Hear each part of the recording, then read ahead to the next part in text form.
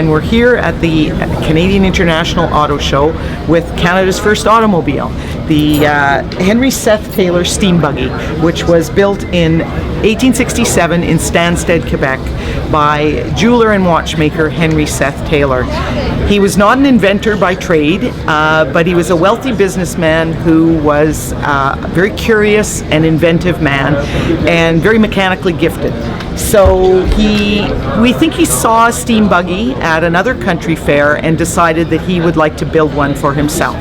So he worked with a local blacksmith who forged all the metal, all the heavy metal parts of the frame, and Taylor himself, who was a jeweler and worked with fine metal, constructed the cylinders, there are two of them, and all the drivetrain for the vehicle, which is a fairly simple but very elegant drivetrain.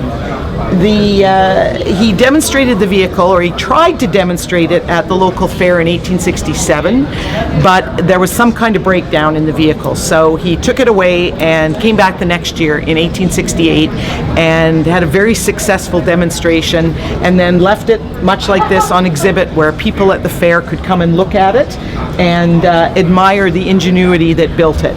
He then would drive around town a little bit in it, and he would take it down to other country fairs in the eastern townships and in the United States and show it off. He never commercialized it. That was not his intention. He was just a guy who liked to build things, and he would drive it around a bit and demonstrate the technology, but he never intended to make it into a commercial invention. Eventually, we think he got tired of the invention. He had proven that he could do it, that it would work, and he put it away in his barn and moved on to another project that he had decided to do. It stayed in the barn in Stansted, Quebec, on his family's property until 1959, almost 100 years later, when the property was sold out of his family to a lady who understood that she had something important in her barn but didn't know what to do with it. She spoke to a cousin of hers who knew a man who, like Mr. Taylor, was very mechanically inclined and wanted to restore the steam buggy. So Mr. Richard Stewart came up and took what remained of the steam buggy, which were mostly the metal parts of the steam buggy. By this time the wood had deteriorated. He took it away to Connecticut and he rebuilt it. He put a new boiler on it that was up to code for 1960, and he demonstrated that it could operate on steam. And he drove it around a bit, and much like Mr. Taylor, demonstrated it when the occasion arose. And then he decided that it was time to send it back to Canada, where he lent it to the newly opened Ontario Science Centre, and it was on display there until 1983, when Mr. Stewart decided that it needed a permanent home in Canada, and he sold it to the Canada Science and Technology Museum, which is where it is now. We have brought it here to Toronto to show as many Canadians as we can part of their heritage.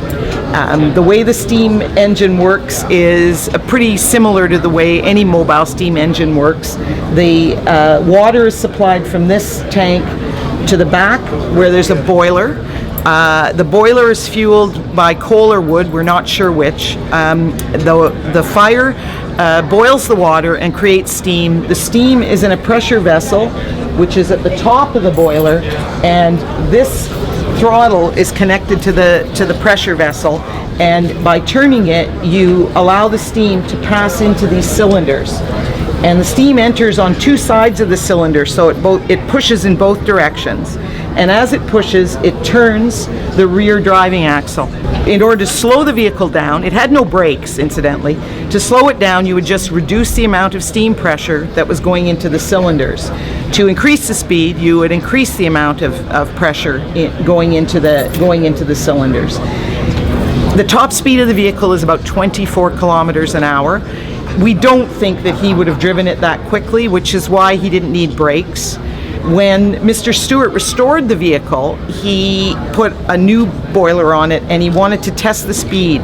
So he did put a brake on it and he managed to get it to go about 24 kilometers an hour, at which time you would probably need a brake to stop, because stopping the pressure of the steam would slow it down, but not quickly enough. Mr. Stewart's boiler was large and stainless steel because it had to meet the code of the day.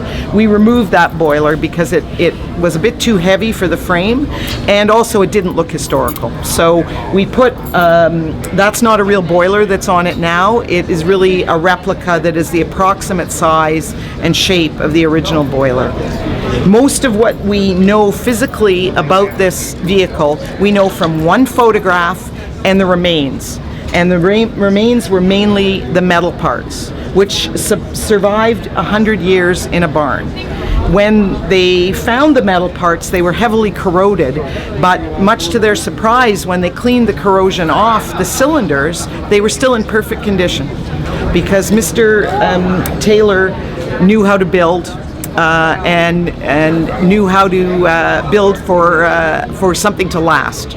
So thankfully he retired the vehicle early. He didn't drive it very much because otherwise it might not have survived as well as it did.